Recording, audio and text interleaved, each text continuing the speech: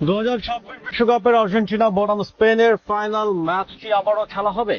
এবার মুখ খুললেন স্পেন তারকা। 2026 ফিফা বিশ্বকাপের মহা ফাইনালে স্পেনের কাছে একবার 0 গোলে হেরে শিরোপা হাতছাড়া করেছে আর্জেন্টিনা।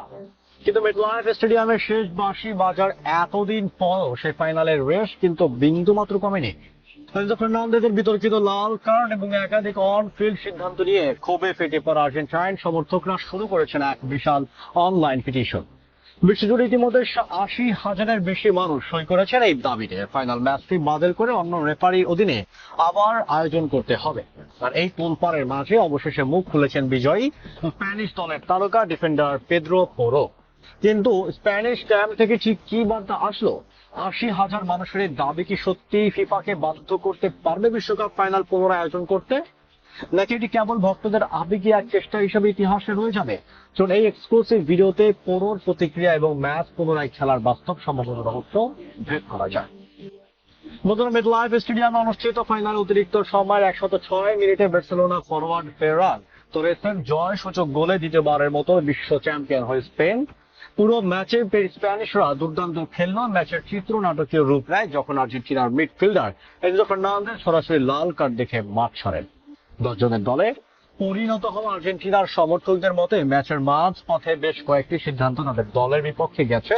আর্জেন্টিনার সংবাদ মাধ্যমের প্রতিবেদন অনুযায়ী স্বচ্ছতা ও ক্রীড়া সুলভ ন্যায্যতা নিশ্চিত করতে ফিফার উচিত পুরো ম্যাচের রেফারিং পর্যালোচনা করা এবং একটি নিরপেক্ষ রেফারির অধীনে ফাইনালটি পুনরায় আয়োজন করা। দেখতে দেখতে মাত্র কয়েকদিনের ব্যবধানে বিশ্বের বিভিন্ন প্রান্ত থেকে 80,000-এর বেশি মানুষ এই আবেদনের পক্ষে ডিজিটাল সই করেছেন। সোশ্যাল মিডিয়া ও ক্রীড়াঙ্গনে যখনই এই ম্যাচে পুনরায় খেলার দাবি ঘিরে তুমুল সমালোচনা চলছে, তখন স্প্যানিশ সংবাদ মাধ্যম স্পোর্টোকে দেওয়া এক বিশেষ সাক্ষাৎকারে নিজে অবস্থান পরিষ্কার করেছেন স্পেনের বিশ্বজয়ী ডিফেন্ডার পেদ্রো পোরো।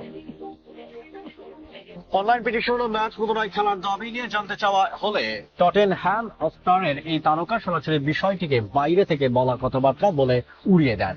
পোরো স্পষ্ট জানান এই বিষয়টি তিনি কিছুই পড়েননি এবং ব্যক্তিগতভাবে এসব গুঞ্জন তার কাছে কোনো গুরুত্ব বহন করেনি। তিনি আরো বলেন, দীর্ঘ 2 মাসের কঠিন টুর্নামেন্ট শেষে ট্রফি দিনে দেশে ফিরে সমর্থকদের পাশে পাওয়াটাই তার কাছে সবচেয়ে বড় উপহার। অর্থাৎ বিজয় স্প্যানিশ ক্যাম্প এই পিটিশনকে বিন্দুমাত্র পাত্তা দিচ্ছে না।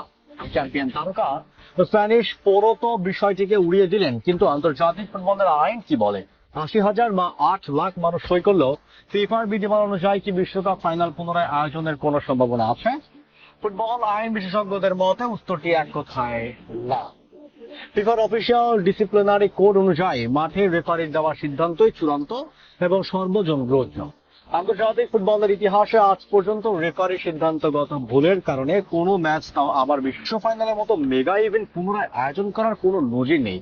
একমাত্র ম্যাচ ফিক্সিং বা ঘুষ গ্রহণের মতো প্রমাণিত অপরাধ ছাড়া কোনো ফলাফল বাতিল করা সম্ভব। বিশ্বকাপের মতো মহাযুদ্ধে হেরে যাওয়ার পর সমর্থকদের এই ধরনের পিটিশন কিন্তু নতুন কিছু নয়। 2022 কাতার বিশ্বকাপে ফাইনালে হারের পর ফ্রান্সের 2 লক্ষাধিক সমর্থক ম্যাচ পুনরায় খেলার পিটিশন করেছিলেন।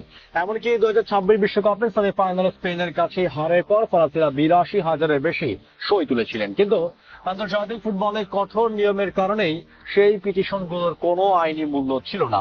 আর্জেন্টিনার সমর্থকদের এই 80,000 সইও ঠিক একই পরিণতির দিকে যাচ্ছে। ফুটবলে হারের যন্ত্রণা সবাই কষ্টের, তবে মাঠের লড়াইয়ে জয় পরাজয় মেনে নেওয়াটাই ক্রীড়া শৈলীর আসল পরিচয়।